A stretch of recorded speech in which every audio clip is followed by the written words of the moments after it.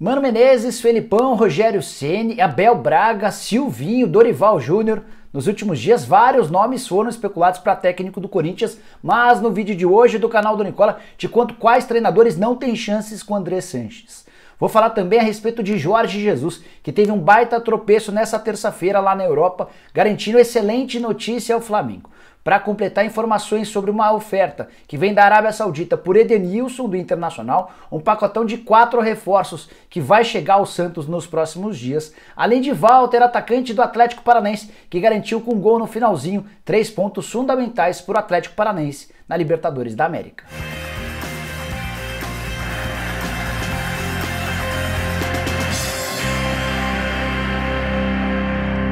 E aí pessoal, sou o Jorge Nicola, bem-vindos a mais um vídeo do canal e antes de passar as informações para você, rápidos, mas importantes pedidos, assista o vídeo até o fim, se curtir não esqueça de dar like, é importante para o canal. Aperta também o botãozinho de inscreva-se, botãozinho vermelho de inscreva-se que aparece por aqui, para que você seja mais um dos 850 mil inscritos do canal do Nicola, com a expectativa enorme de a gente bater 1 milhão de inscritos até o fim desse ano, conto com a ajuda de vocês. Aproveita e aperta o sininho porque a partir daí você passa a receber notificações toda vez que pintar vídeo novo ou live, e para completar, vire membro do canal do Nicola. No fim do vídeo eu vou te dar detalhes de como você se transforma num membro e que vantagens você pode ter.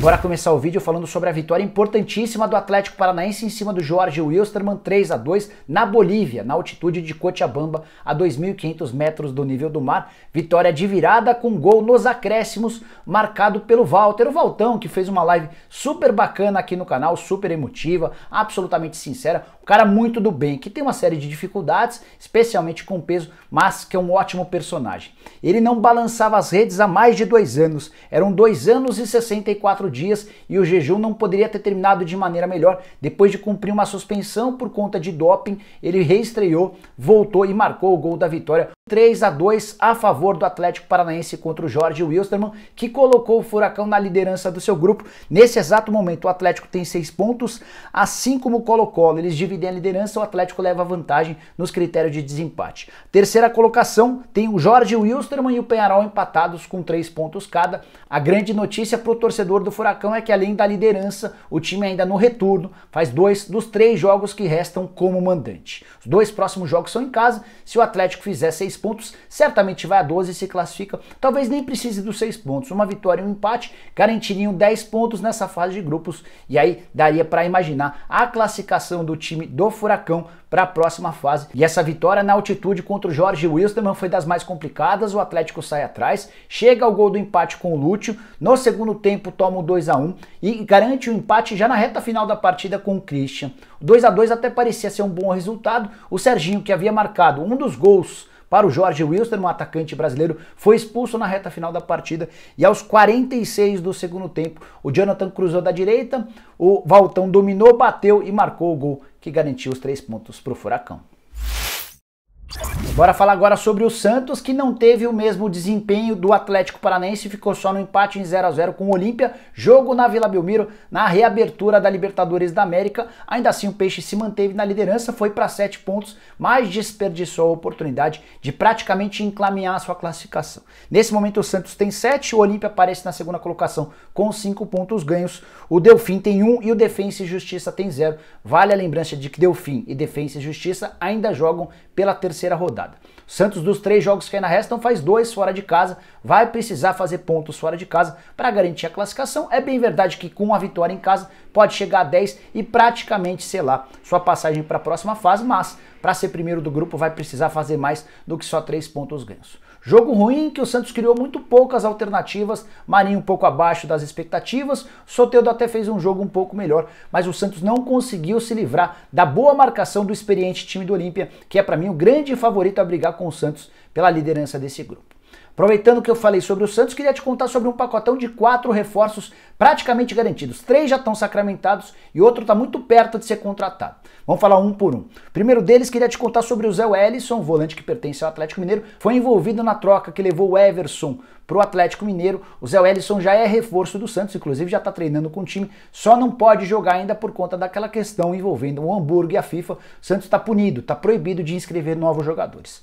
Situação bem parecida à do Elias. Você soube primeiro no canal do Nicola que o ex-volante de Flamengo, Corinthians e Atlético Mineiro já havia se acertado com o Santos. Ele inclusive já tem feito treinos há alguns dias, está aguardando a liberação da FIFA para que possa estrear com a camisa do Peixe. Tem também informação sobre o zagueiro Laércio, zagueiro de 27 anos de idade, foi vice-campeão gaúcho com o Caxias. Seu contrato com o time gaúcho terminou, ele estava livre e por indicação do Cuca já se acertou com o Santos, está treinando, está participando das atividades físicas, vive a mesma situação dos outros atletas. 1,92 m de altura, muito forte no jogo aéreo, também chega firme e o Cuca indicou e o Santos decidiu contratá-lo a custo zero, contratação bem barata.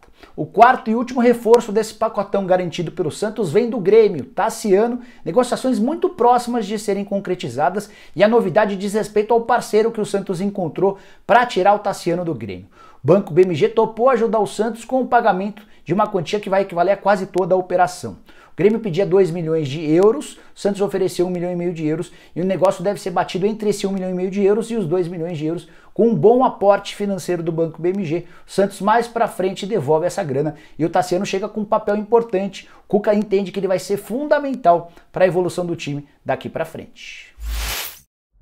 Bora falar agora sobre uma péssima notícia para o Internacional. O volante Edenilson, uma das principais figuras do Inter, tem proposta do Al Ittihad. É bem verdade que a primeira oferta que veio da Arábia Saudita já foi recusada, o Inter considerou o valor baixo. Mas o time do Fábio Carille promete uma nova investida e essa próxima oferta pode girar na casa dos 7 milhões de euros, que equivalem a mais ou menos 44 milhões de reais. O Inter é dono de 100% dos direitos econômicos e, se vendê-lo, vai fazer mais grana com o Edenilson do que com o Bruno Fux. O zagueiro recém-negociado vai garantir líquidos 37 milhões de reais ao Internacional. Aí você pode falar, bom, o Internacional vai se dar o direito de não vender o Edenilson, afinal de contas ele é peça importante no time, certo? Mais ou menos. O Edenilson já sinalizou para a diretoria que se de fato essa próxima oferta de 7 milhões de euros chegar, ele vai querer ser negociado. Jogador veterano, caminhando para a reta final da carreira, salário na casa dos 400 mil reais por mês. Se ele se mudar para a Arábia Saudita, vai ter seu salário praticamente triplicado. E o Edenilson pediu para que a diretoria considere a possibilidade de negociar. Então, torcedor colorado que gosta do Edenilson, torça para que essa oferta do Al Ittihad não seja confirmada. Caso contrário, existe a grande chance de Edenilson jogar com Fábio Carille na Arábia Saudita.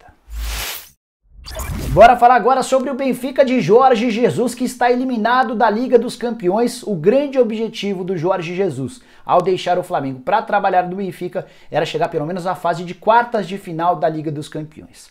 Pois saiba que logo no primeiro mata-mata, bem antes da fase de grupos, o Benfica acabou eliminado, perdeu nessa terça-feira por 2-1 para o PAOK na Grécia, jogo único, não tem nem partida de volta. O PAOK chegou a fazer 2-0, no finalzinho da partida o Rafa ainda descontou a favor do Benfica, mas o 2-1 acabou eliminando o time de Jorge Jesus, que vai deixar de faturar um caminhão de dinheiro.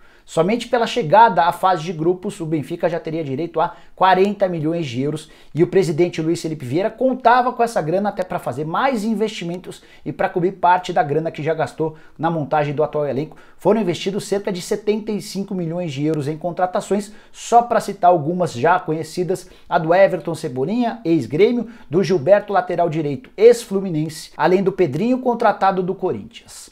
Com essa eliminação da Liga dos Campeões, o Benfica vai ter de se contentar com a Liga Europa, competição que paga prêmios muito menores, e a partir de agora vai haver uma pressão geral. Primeiro em cima do presidente Luiz Felipe Vieira, que vai tentar a reeleição em outubro. Ele contava com uma boa campanha na Liga dos Campeões para conseguir a reeleição. Situação bem complicada.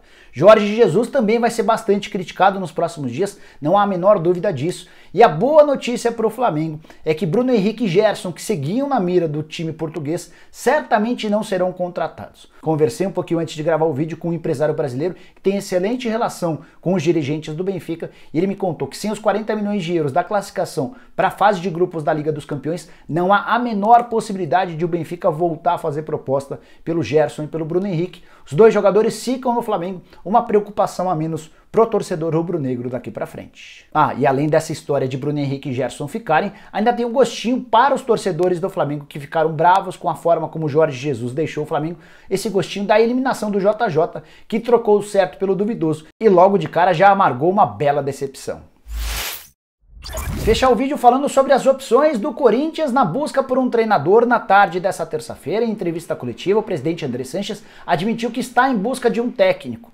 É bem verdade que uma pessoa próxima dele me contou, depois dessa coletiva, que o Andrés ainda torce muito por uma vitória do Corinthians contra o Bahia, para que o Coelho tenha um pouquinho de respiro. Se essa vitória contra o Bahia não vier, aí sim o Corinthians vai iniciar tratativas com treinadores. E nas últimas horas foram vários os nomes especulados. Quero te contar quais as possibilidades que já dá para descartar. Começando por Mano Menezes, adversário da noite dessa quarta-feira, ele é o novo técnico do Bahia e exatamente por ter fechado com o Bahia que ele está descartado, contrato até 2021, o Mano já disse que não há a menor possibilidade de sair do clube, que ele acabou de assinar um contrato. Com a curiosidade de que recentemente o Mano recebeu 2 contatos dos dirigentes do Corinthians, antes da partida com o Goiás e antes do jogo com o Botafogo.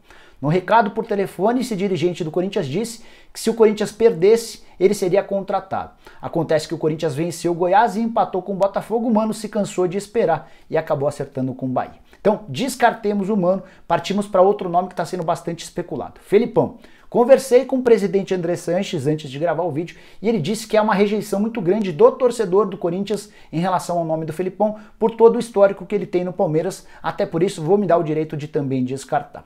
Rogério Ceni, esse dá para descartar porque o Rogério, ainda que o André Sanches fizesse uma proposta, Rogério não vai aceitar trocar o Fortaleza pelo Corinthians. Primeiro porque ele tem contrato, depois porque ele correria enorme risco de arranhar sua imagem com o torcedor do São Paulo, história que foi construída por mais de 20 anos como atleta e também um pedacinho como treinador. Seguindo nas especulações, tem gente falando de Abel Braga. O Abel Braga teve um problema muito grande com o Corinthians e com o André Sanches. O Abel era o técnico do Goiás naquele jogo em que o Goiás conseguiu passar pelo Inter e se manteve na primeira divisão. Já o Corinthians empatou com o Grêmio e foi rebaixado em 2007. Há quem garanta que jogadores do Goiás, treinadores, membros da comissão técnica do Inter, fizeram um grande churrasco depois desse jogo que manteve o Goiás. O André Sanches pegou birra do Abel Braga, embora já tenha muita gente que tenha feito costura, já tenha costurado um acordo nos últimos tempos. Não acho que o Andrés apostaria no Abel Braga nesse momento, até porque os últimos trabalhos do Abel foram bastante ruins. Silvinho é um nome bastante especulado. O grande problema é que nessa terça-feira o André Sanches disse que gostaria de contratar um treinador um pouco mais experiente. O Silvinho tem bem pouca experiência, só dirigiu o Lyon, foram 11 partidas com 3 vitórias, 4 empates, 4 derrotas, acabou sendo demitido e depois que ele saiu, o Lyon fez uma baita temporada no futebol europeu. Também há quem especule a possibilidade de Dorival Júnior ser contratado. Um grande amigo do Andrés me contou que o Andrés nunca foi muito fã do Dorival. E é aí que mora o grande problema. Todos os nomes que eu citei até agora tem pelo menos um senão.